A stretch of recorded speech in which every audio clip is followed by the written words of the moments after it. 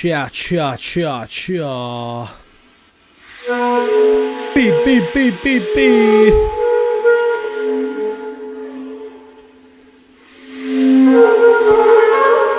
We back.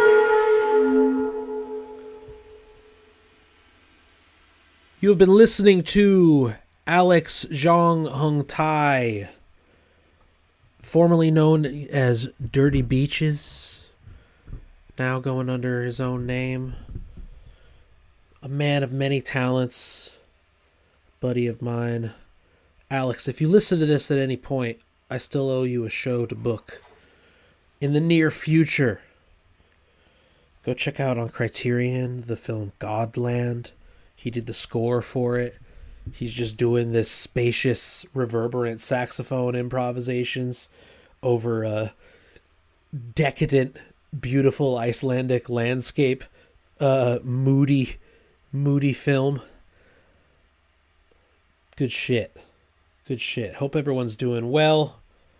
Welcome to Group Critique Fight Club Night School Edition.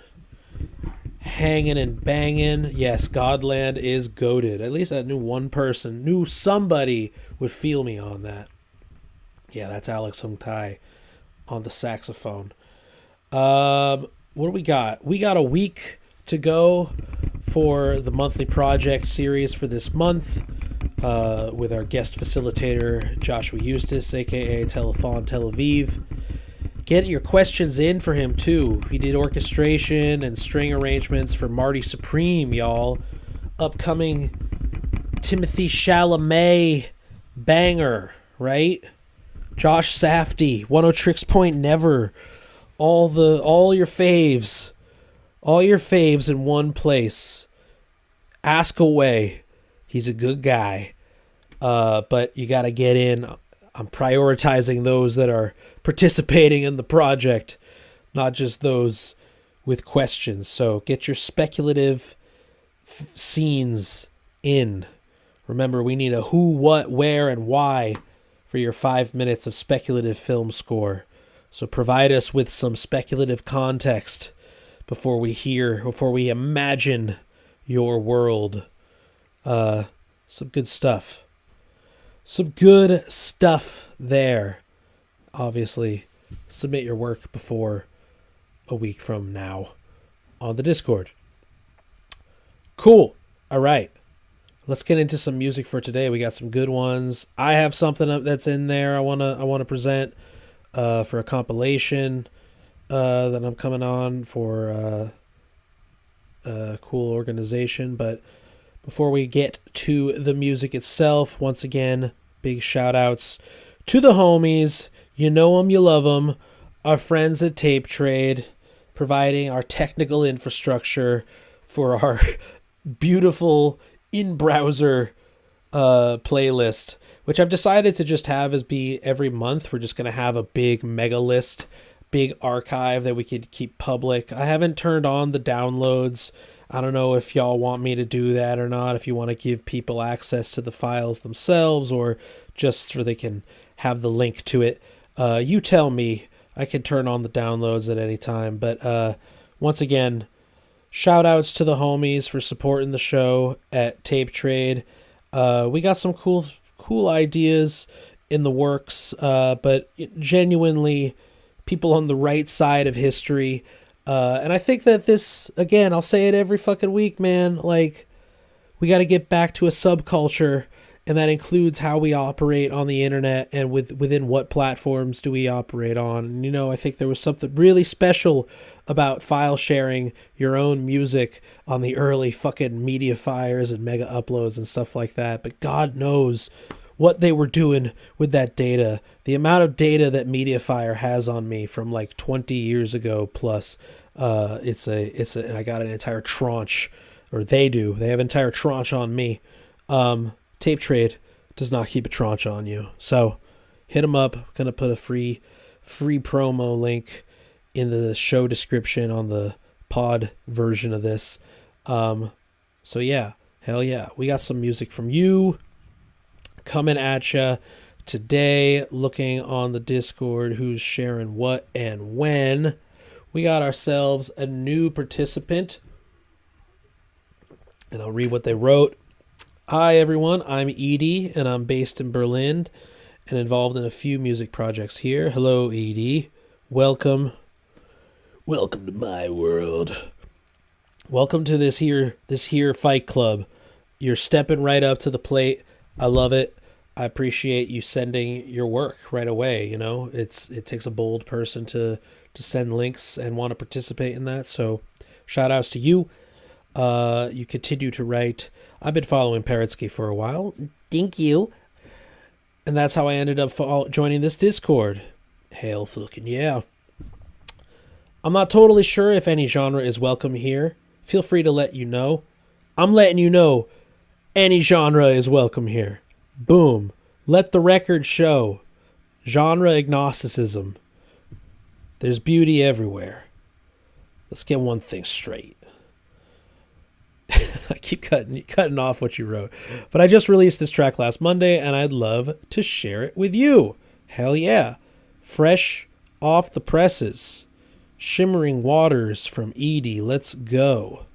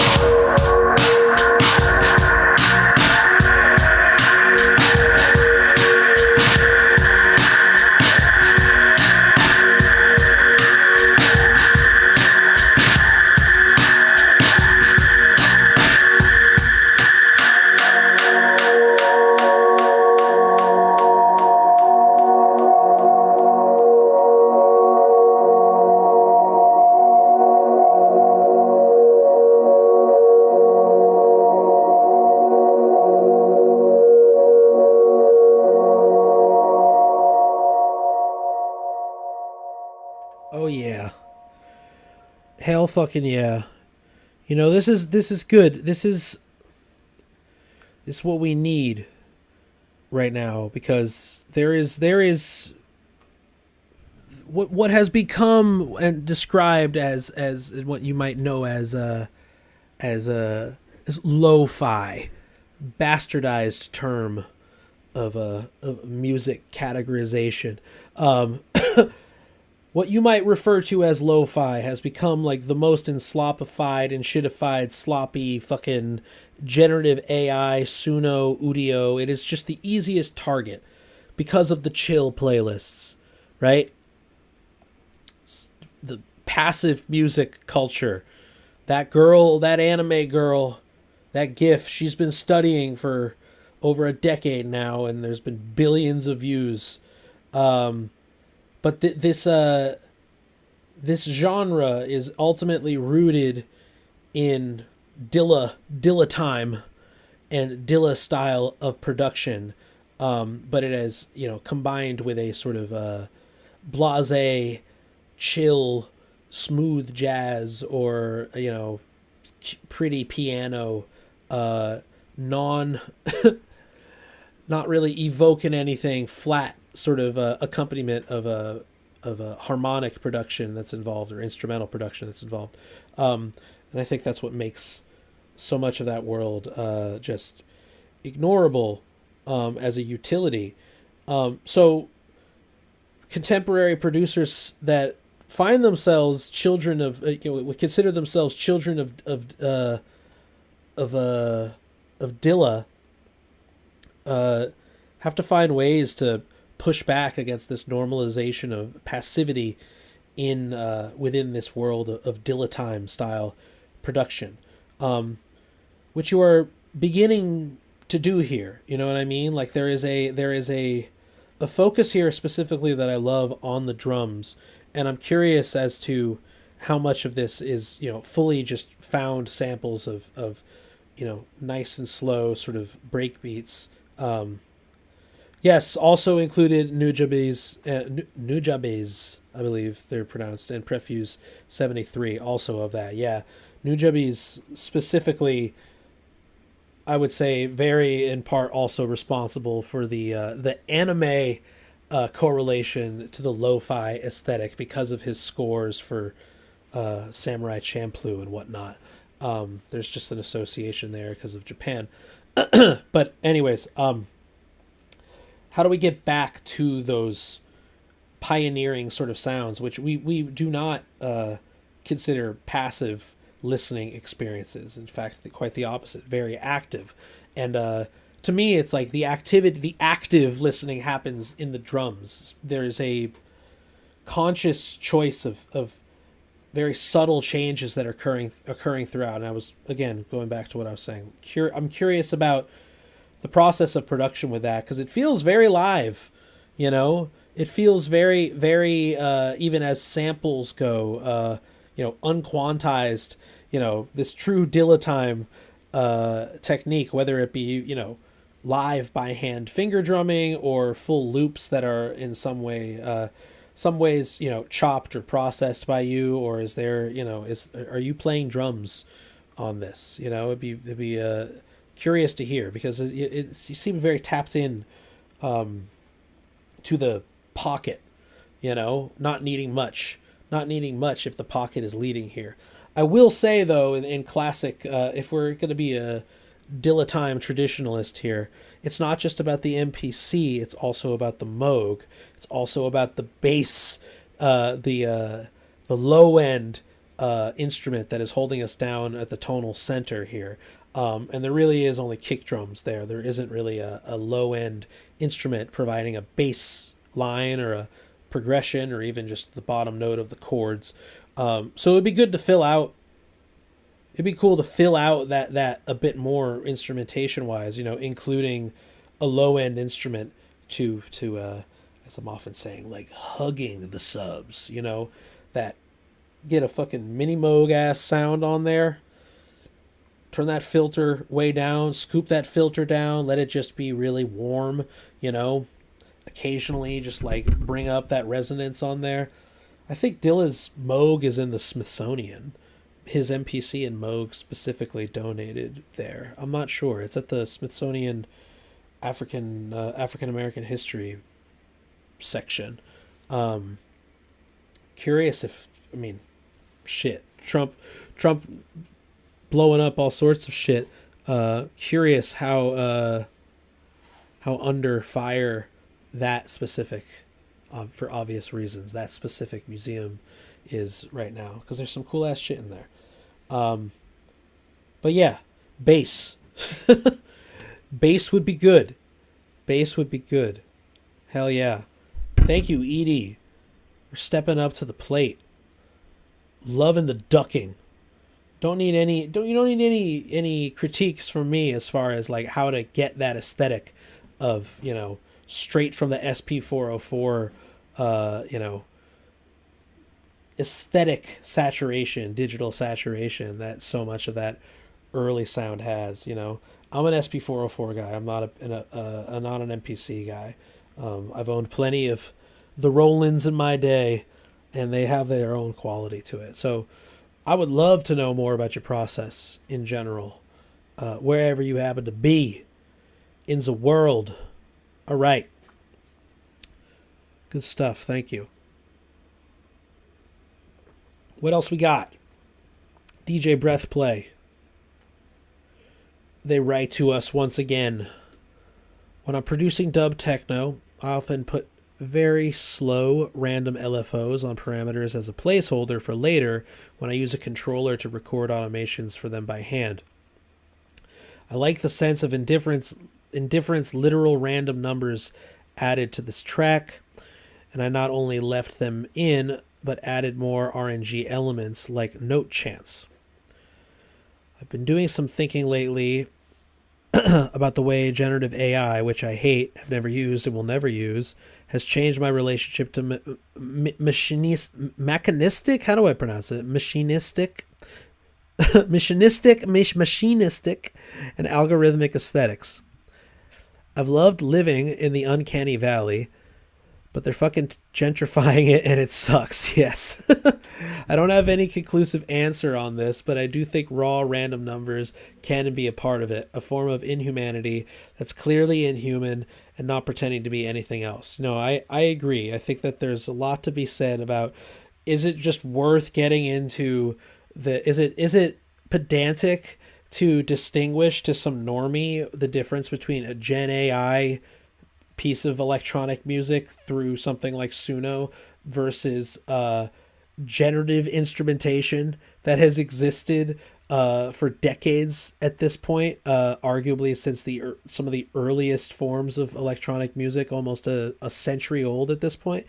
Is it like, at what point does it matter to these fucking people, and what point, is it just too gentrified, as you say, to even bother anymore? I used to say, in the case of like AI and trying to distinguish yourself, or at least just trying to distinguish yourself amongst not AI, just other people, that it doesn't matter if you're trying to like reinvent the wheel or do something uniquely yours. It's okay if you just want to make a band that sounds like the Ramones, or just want to make a band that sounds like Bob Marley or whatever the hell. But now it's like, no, unfortunately, the cat and mouse game is here, and like it is on us, unfortunately, until this shit gets regulated by a strongman communist government and we never hear from this again. Until that happens, it's on us to like find ways as composers to be, one step ahead of what the machine would expect. I don't know what that entails beyond finding unique ways of combining influences and not remaining steadfast in a single lane of influence, but not even necessarily rolling the dice and throwing something completely out of the ordinary, but just that one other combination of something. Even if you're 99% of one zone, that one extra percent that just is an influence from some or other place that just you wouldn't expect necessarily, that just makes it uniquely you. And I would hope that there could be at least some progress made there as far as the progression of music in the face of this gentrification of generative music, of electronic music, and instrumental various things. It's a bummer, and I wish we didn't have to be playing a game of cat and mouse, but we do. Anyways, I would say amongst friends, don't feel like you need to veer away from number-based, the utilization of probability in your generative works. We will, as we say in Yiddish, mir wel sein überleben, which means we will outlive them.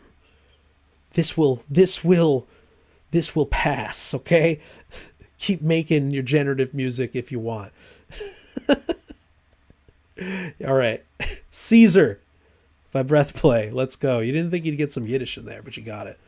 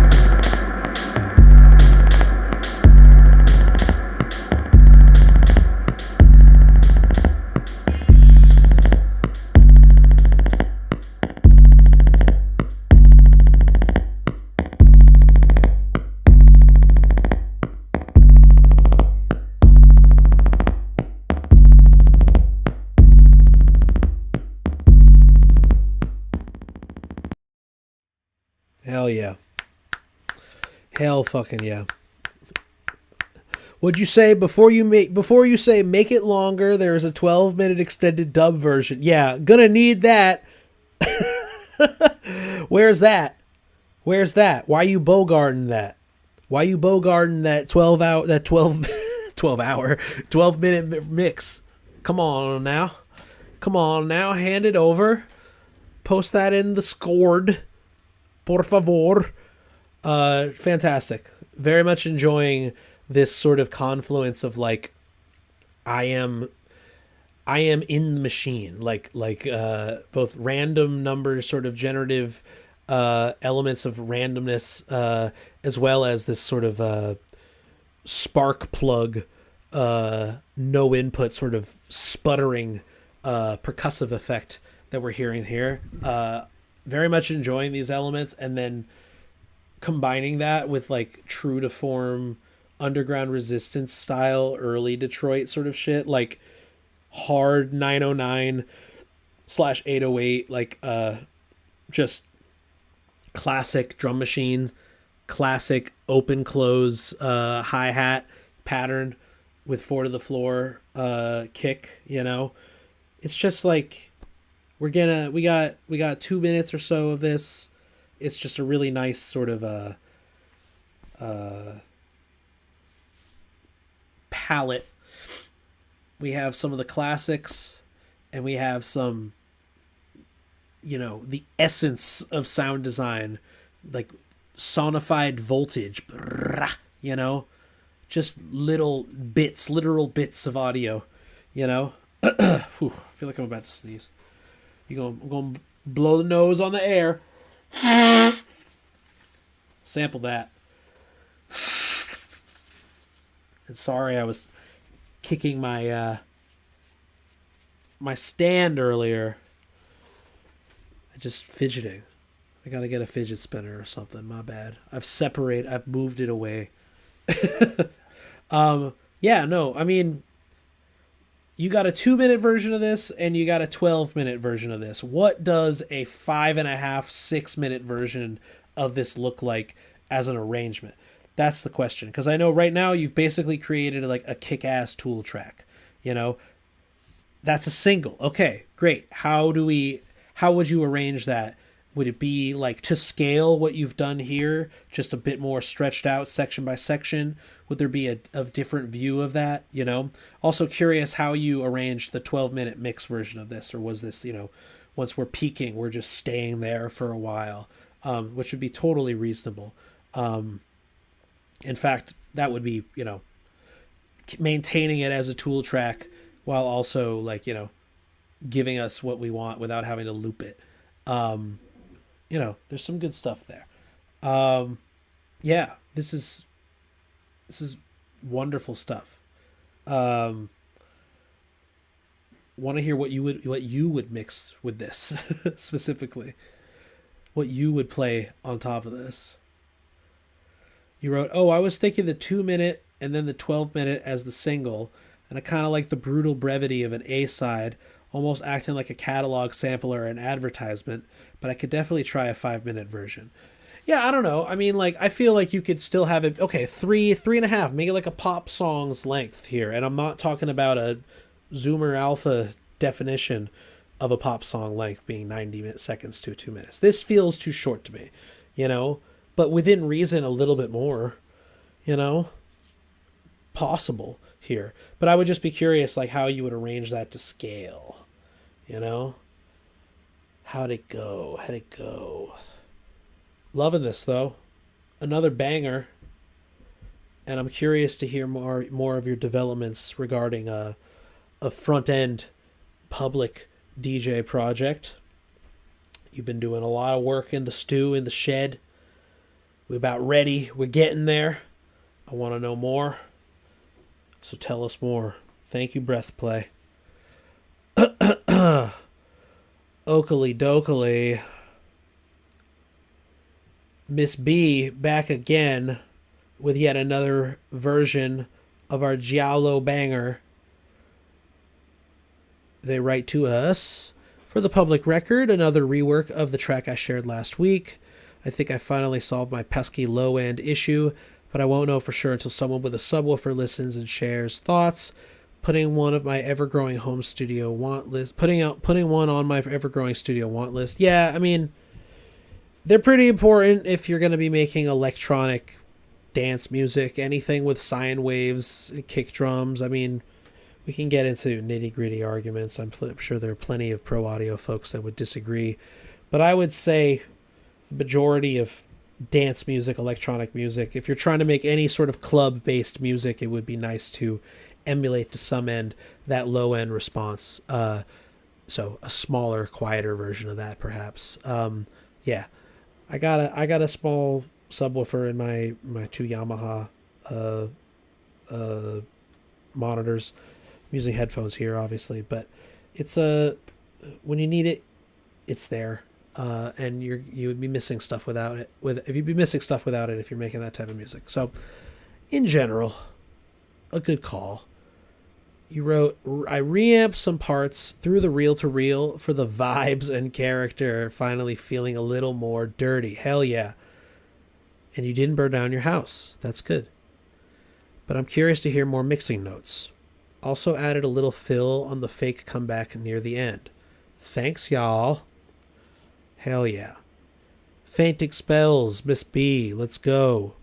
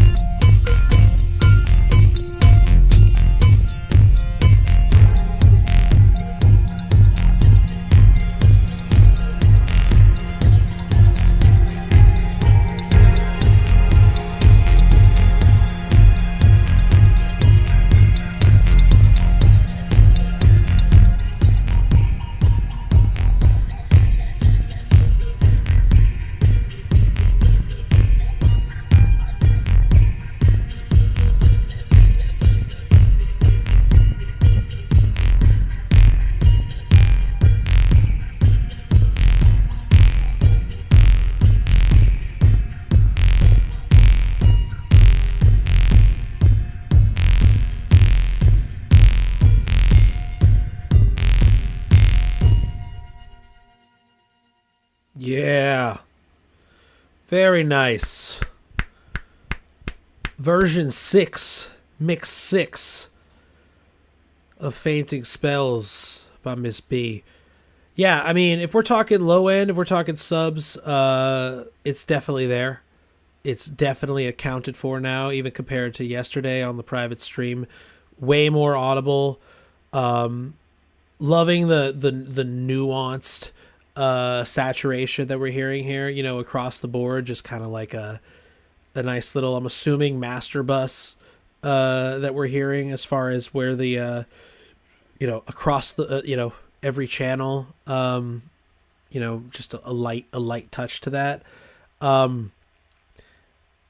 mean, it would be cool to get like aged tape. It would be like different grades, quality of reel to reel here. It sounds like very good reel to reel, And I agree with Kareem in the chat that like the structure just feels way more deliberate and poignant. I know that you had cut some time or some of the repetition off of the A section to just make it a bit more, succinct. And we're not even like including like really the last 45 seconds, almost up to a minute of outro. That's kind of this like deconstruction, and hearing these other sort of like, delayed elements that might have been hiding the whole time start to, appear as other things sort of, dissipate and fade away, which is really nice. But like, that's why this piece is ultimately what, 5.5 minutes, 5 minutes and 10 seconds, basically. So it's still like not a short piece, but it doesn't feel superfluous at its most repetitive moments, like it feels just right at this duration, and it feels like that much more deliberate in your choice as far as like how many times through this one thing before we go on to the next thing, and even like the final ending too, after we sort of lay down the bigger chords and like dum bum bum, like melodic sections, to then bring back some of the original it's a nice little structure here, and it feels that much more coherent as far as the form of the piece go. I think it's really nice. Well, if you got 3 bankers boxes full of tape from the 60s, I want to hear some natural age at points. I'm still hungry for some like audible warble, not like often, like very, even like in an intro, like some of that, like, ending with those final those things right there, hearing like a little, like that VHS chorus.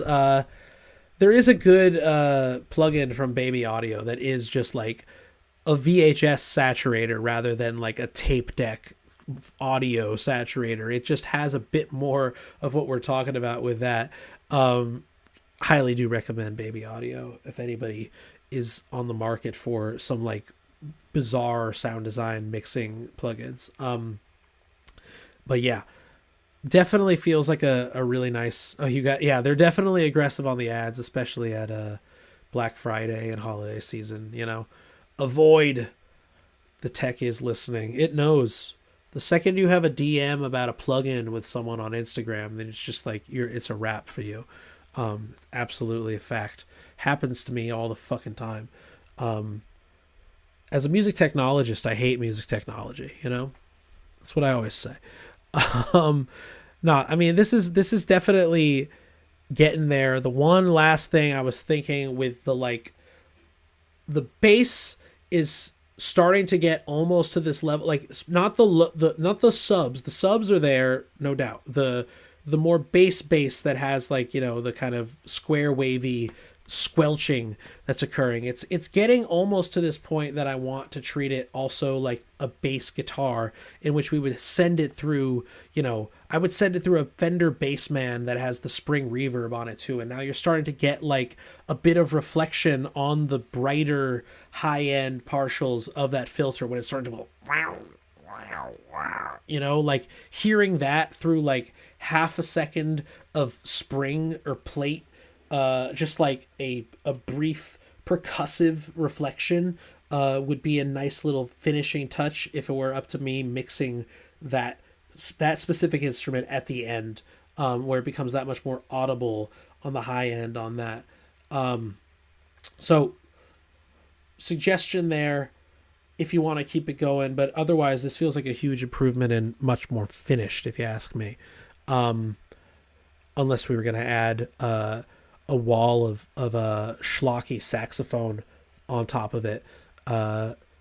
Just add to the giallo sex appeal to it and just have reverberated saxophone solos. Just saying.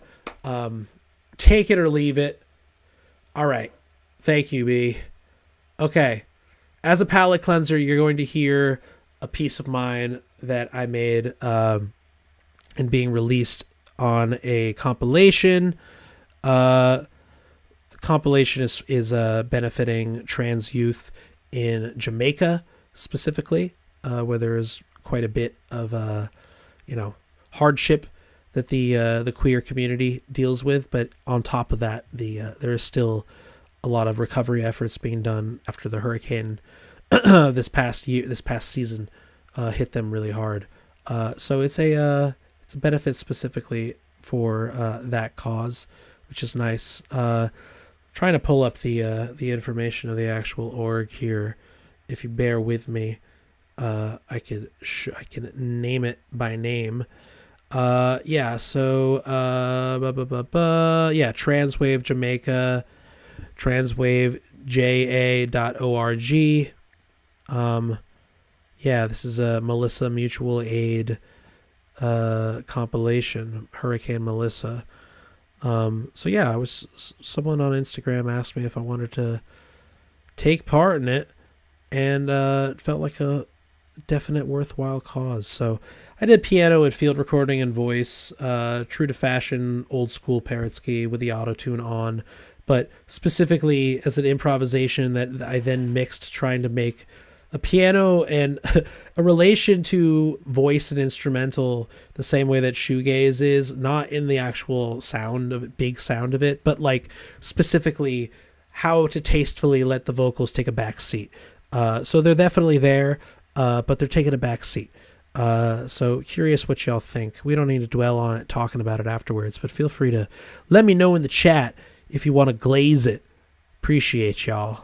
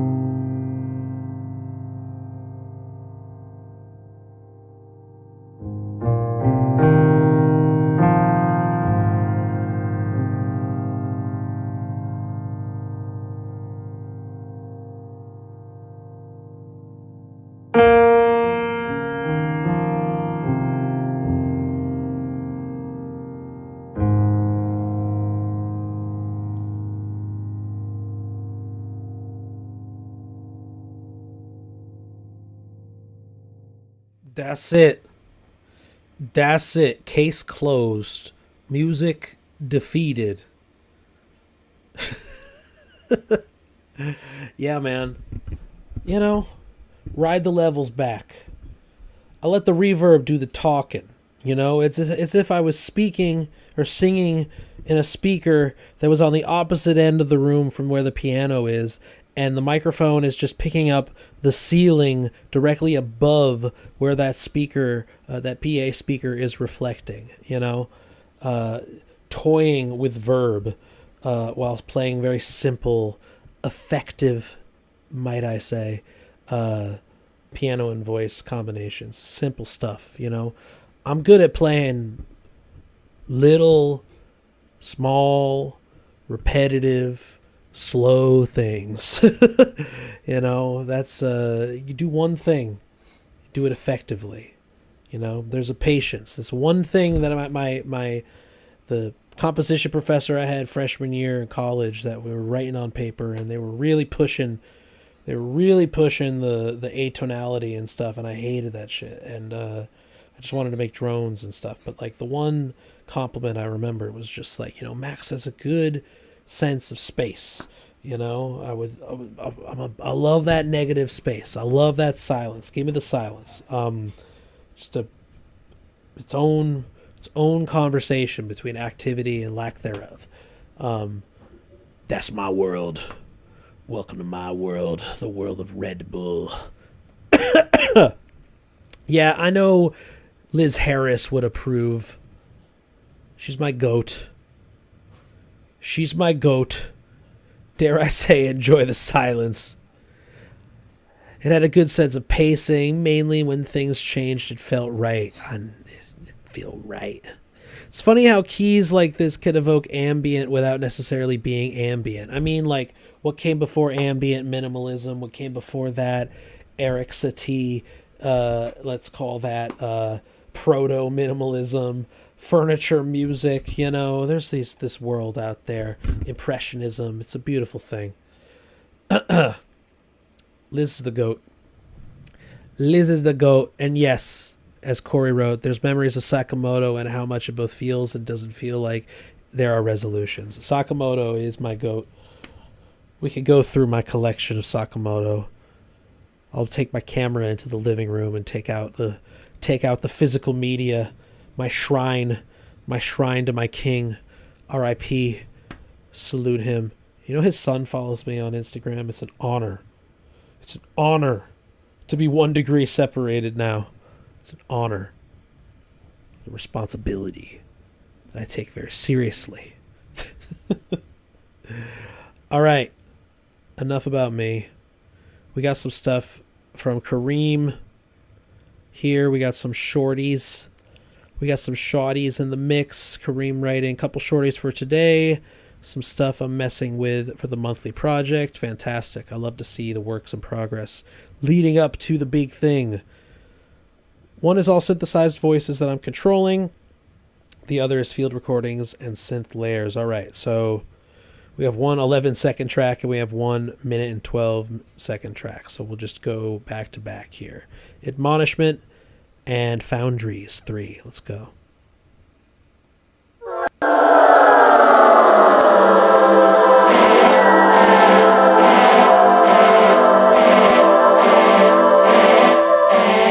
I'm going to hear that one again because that was banger. I'm sorry. 11 seconds too short with just that. I'm going to play that 2 more times.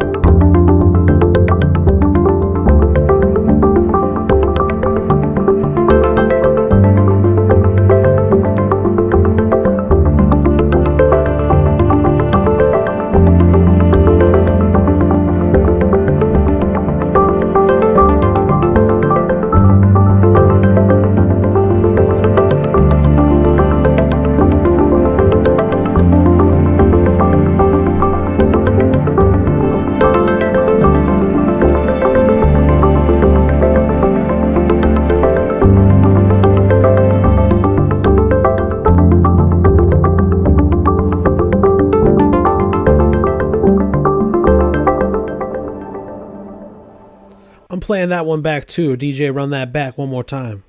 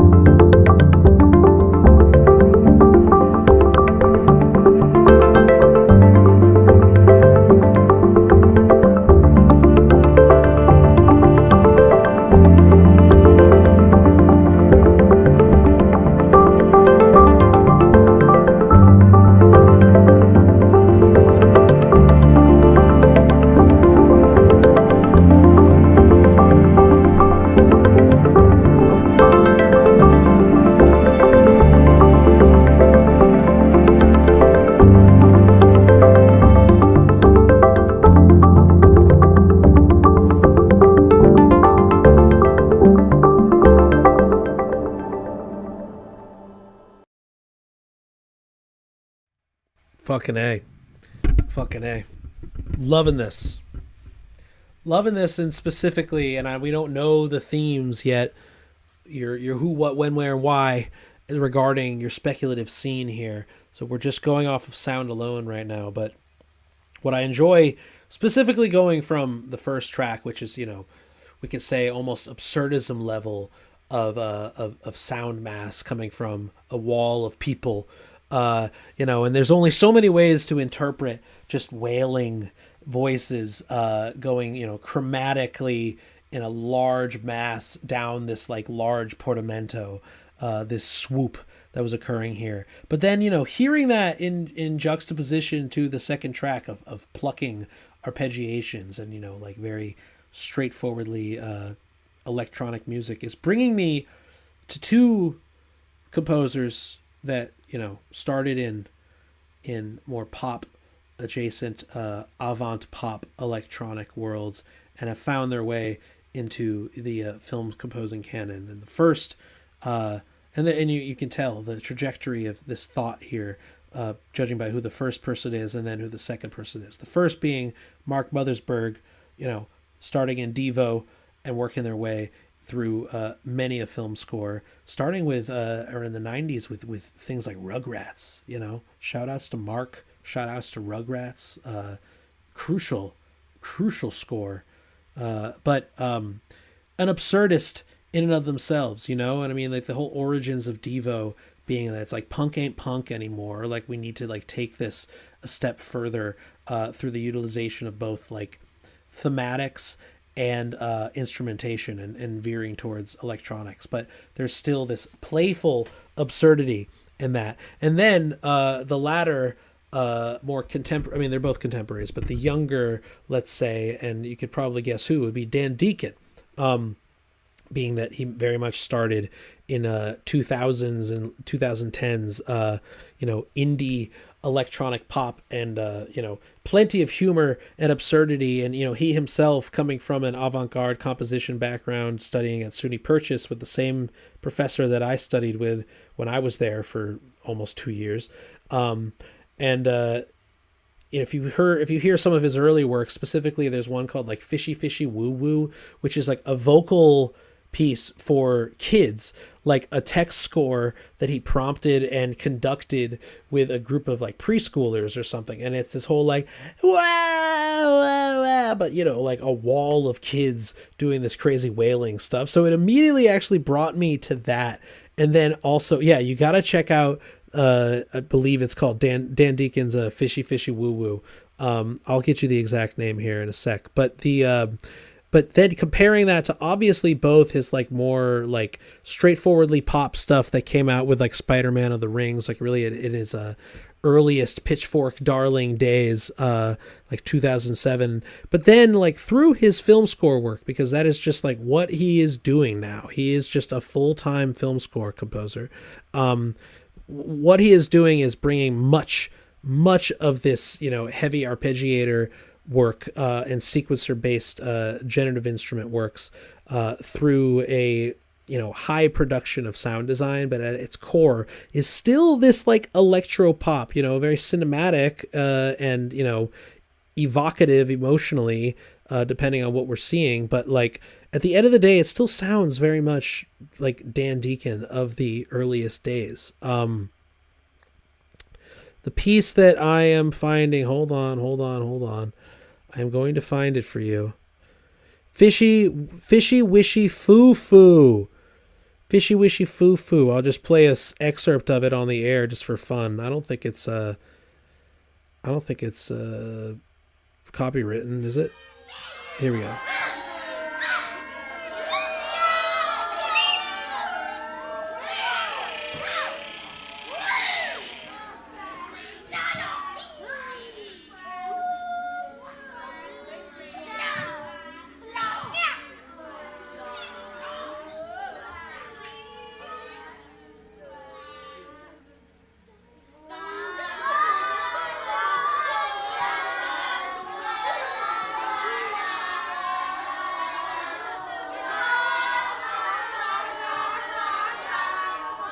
So there you go. Fishy Wishy Foo Foo. Dan Deacon, 2001. 2001 off of that. That was the Porky Pig EP. That's some classics right there, man.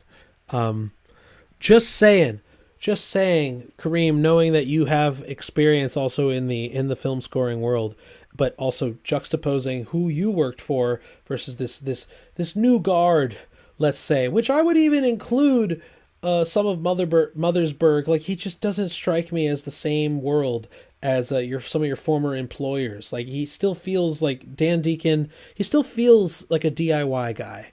Mothersburg, you know, does that make sense? But yeah, Deacon's the man. He's a good friend of mine now, and I'm honored to say that. He just sends me memes all the time. That's fucking great.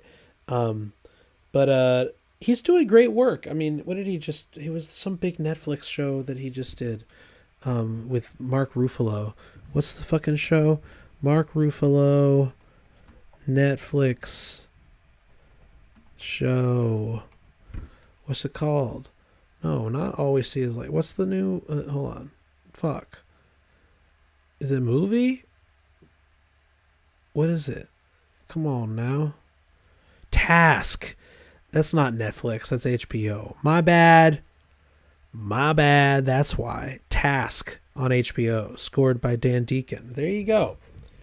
Bing, brang, broom. It was even recommended by Kylie fucking Jenner on her YouTube-y thing. Dan Deacon's getting shout-outs from Kylie Jenner. Kareem wrote, I'm with you on this. I need to be more willing to sit with the film scores again.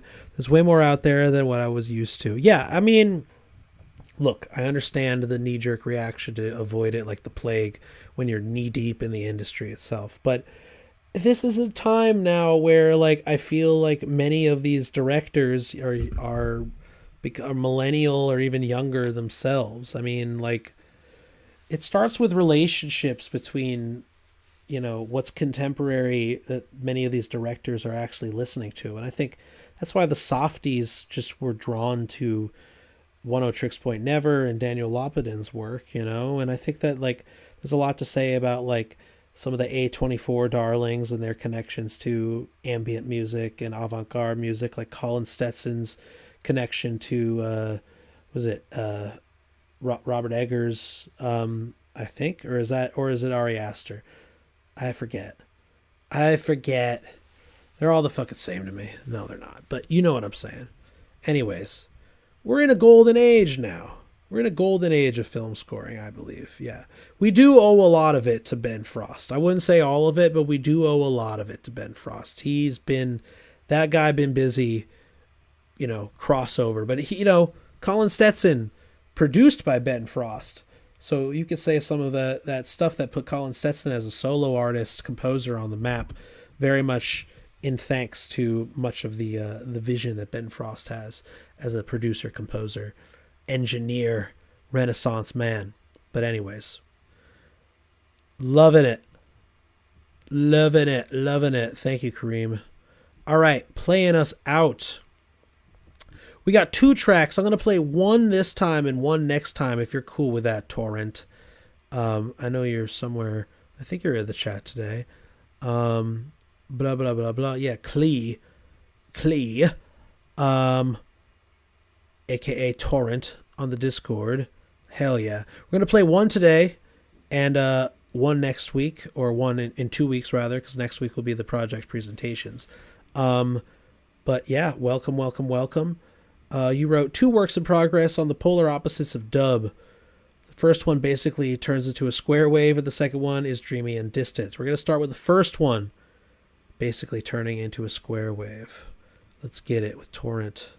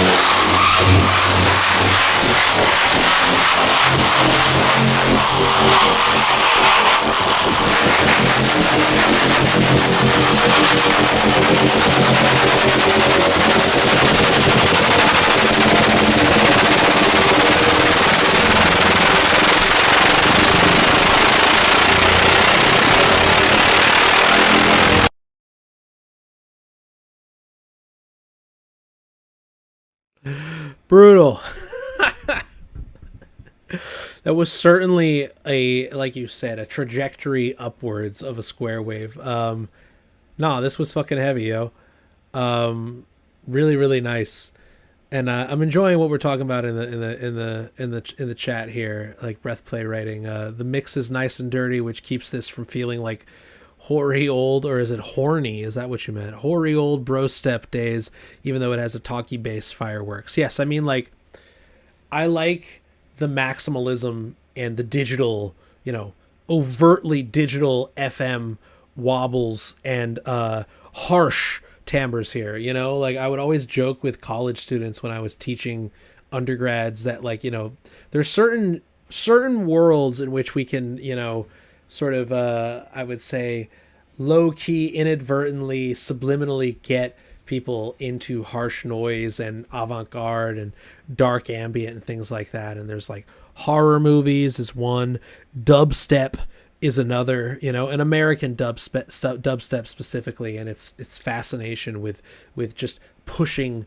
limitations as far as like sonic acceptability before, like, you turn into that Key and Peele sketch where people just their nose just starts bleeding and they just start having seizures.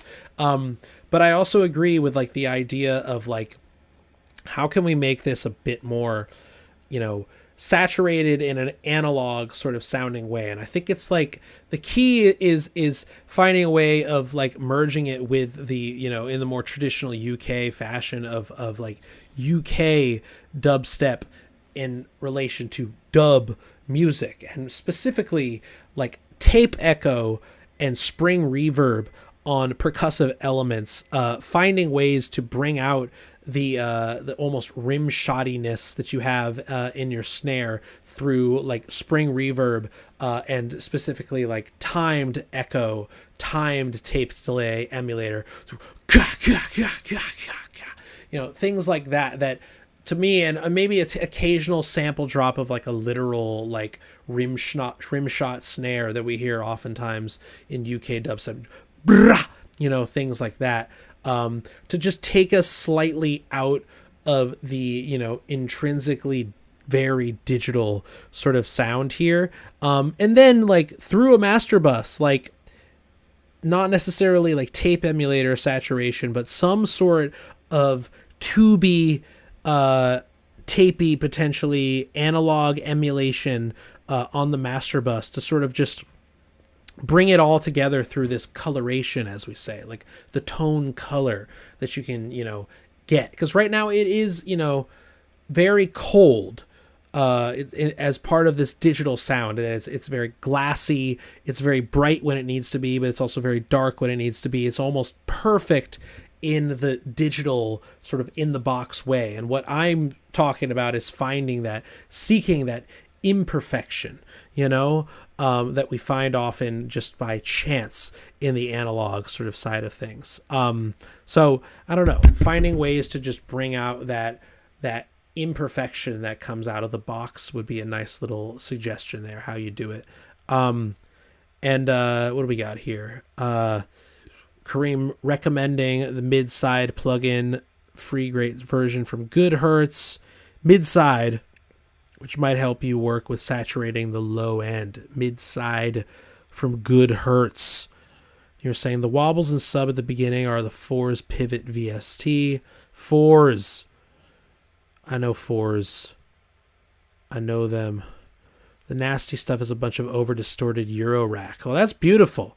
I love that we got some, hardware making this sort of shit in there. Maybe that's what it is, though, is that it's like just direct DIY hardware that's entirely, straight from the box. When if we had a tube preamp, we could send it to directly in. I don't know, just a way to warm it up slightly. It just feels cold to me in the mix. But make it more Jamaican too. Everything's good with a little more Jamaican seasoning on it. A little jerk chicken on that would be nice. Just put some jerk sauce.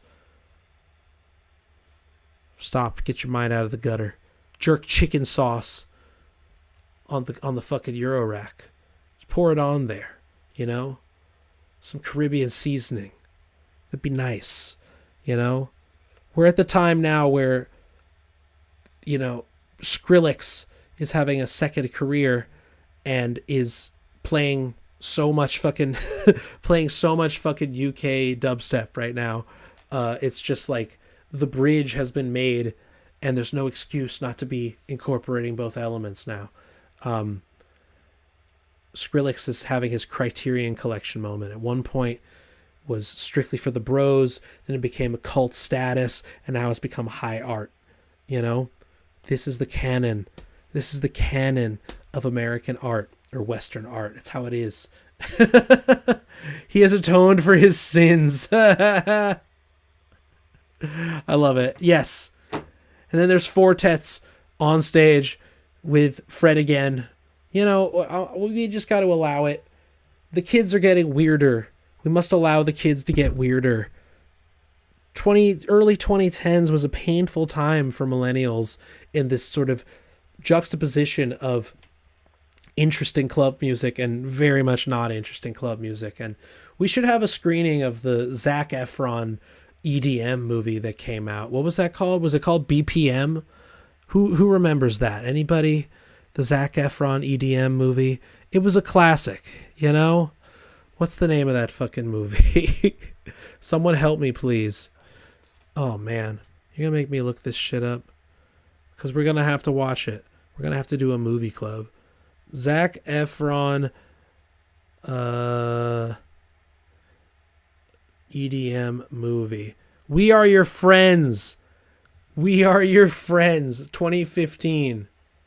Young Cole Carter dreams of hitting the big time as a Hollywood disc jockey, spending his days and nights hanging with buddies and working on that one track that will set the world on fire. You know, he should have joined Group Critique Fight Club. Opportunity comes knocking when he meets James Reed, a charismatic DJ who takes the 23-year-old under his wing. Soon, his seemingly clear path to success gets complicated when he starts falling for his mentor's girlfriend, jeopardizing his new friendship and the future he seems destined to fulfill. Yo. Sounds like a perfect movie to me. And then just like a kick-ass mid-2010s EDM soundtrack to top it all off. We're past that. We've atoned for our sins. Skrillex has atoned for his sins. Anyways, thank you for sending that over, Torrent. Lovely stuff. Lovely, lovely stuff from everybody this week. Get those monthly projects in. We'll be back at it next Monday. We won't be meeting on Sunday on the Patreon this coming weekend. I got a gig that evening. Unfortunately, I got to block off the afternoon for that. So I will see y'all a week from today, where we have Joshua Eustace talking about listening to, critiquing your monthly projects. Get them in. Hope y'all have a wonderful week. Keep making tunes. Keep being creative. Keep fighting the good fight. And I'll see you next time. Take care. Bye-bye.